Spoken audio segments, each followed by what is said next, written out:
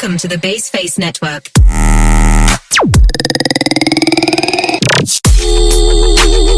Assalamualaikum warahmatullahi wabarakatuh. Di sini saya akan membacakan sinopsis buku berjudul Pengantar Studi Islam. Buku berjudul Pengantar Studi Islam, karya Dr. Enoch Risdayah MAG, Dr. Haji Asep Iwan Setiawan MAG, dan Dr. Haji Rohmanur Aziz SSOS I MAG. Merupakan karya yang komprehensif dan sangat sistematis dalam menjelaskan seluk-beluk Islam sebagai sebuah sistem kepercayaan dan praktik. Dalam buku ini, para penulis berupaya untuk memberikan pemahaman menyeluruh terhadap berbagai aspek yang terkait dengan agama Islam. Dalam buku ini memiliki 10 bab yang mencakup sejarah, ruang lingkup, metodologi, sumber-sumber, konsep, dan juga tokoh-tokoh ajaran Islam. Pada bab pertama buku ini memberikan penjelasan mengenai studi Islam, yang di dalamnya mencakup tentang makna Islam. Studi Islam yang berarti karya ilmiah yang berkaitan dengan Islam. Adapun kajian-kajian keislaman seperti kajian keislaman di kalangan insider dan outsider. Aspek ajaran Islam yang diantaranya adalah akidah, syariah, dan akhlak. Adapun karakteristik Islam seperti komprehensif, kritis, humanis, militansi moderat, dinamis, universal, toleransi, dan lain sebagainya. Selain itu, juga mengetahui kewajiban Muslim terhadap Islam. Tujuan studi Islam, pentingnya studi Islam dan ruang lingkup agama Islam, seperti dari hubungan manusia dengan manusia, hubungan manusia dengan Tuhan, dan hubungan manusia dengan alam.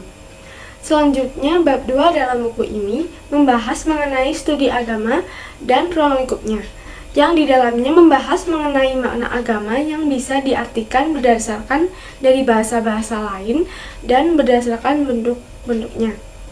Studi agama yang merupakan kajian agama-agama di muka bumi dan mempelajarinya untuk kepentingan ilmiah, unsur-unsur agama, dan tentang pembidangan agama seperti relevant and non-relevant dan missionary and non-missionary.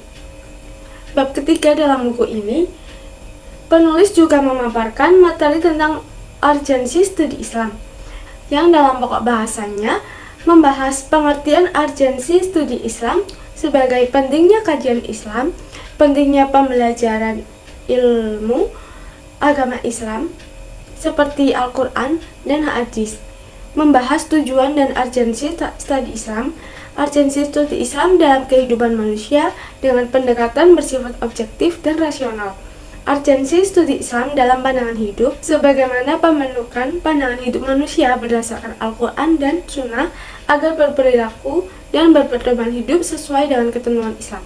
Dan juga membahas urgensi studi Islam dalam agama, urgensi studi Islam di Indonesia yang mengharapkan perubahan format formalisme keagamaan Islam menjadi format agama yang substansif. Selanjutnya, bab keempat dalam buku Pengantar Studi Islam memaparkan materi yang penting kita harus mengetahui dan mempelajarinya, yaitu mengenai asal-usul dan perkembangan studi Islam di Indonesia, yang di dalamnya membahas asal-usul nama Indonesia, wilayah Indonesia secara geografis, membahas bagaimana masuknya Islam ke Indonesia, dan bagaimana awal munculnya lembaga pendidikan Islam di Indonesia, sampai bisa mendirikan beberapa madrasah-madrasah, serta bagaimana munculnya lembaga pendidikan modern di Indonesia dan organisasi Islam dan pendidikan Islam di Indonesia.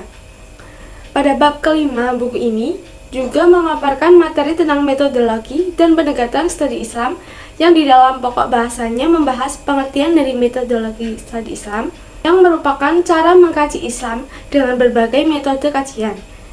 Juga membahas metode studi Islam yang digunakan, Islam dan metodologi ilmu pengetahuan, kegunaan dari metodologi, serta pendekatan studi Islam dan jenis karakteristik pendekatan tersebut.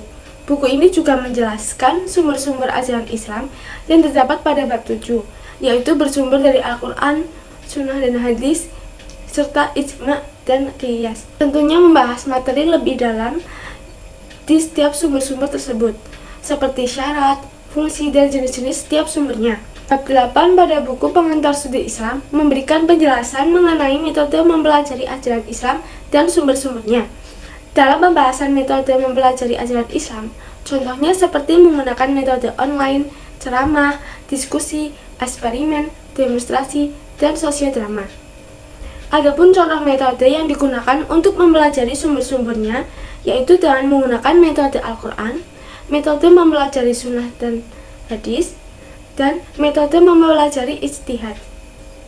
Pada bab 8 dalam buku ini memberikan materi tentang konsep Islam, pemahaman Islam, dan pokok bahasanya berupa Islam sebagai sumber pemahaman, peran ilmu pengetahuan dalam memahami agama, metode dalam memahami ajaran Islam, metode menurut para tokoh, metode pembahasan ajaran Islam di Indonesia, dan memahami Islam dengan hikmah, mauzah hasanah, dan jadal.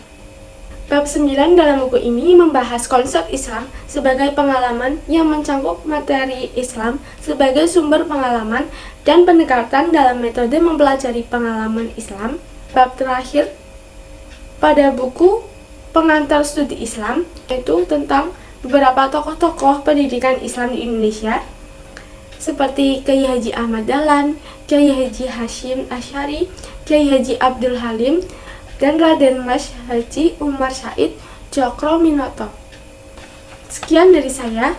Wassalamualaikum warahmatullahi wabarakatuh.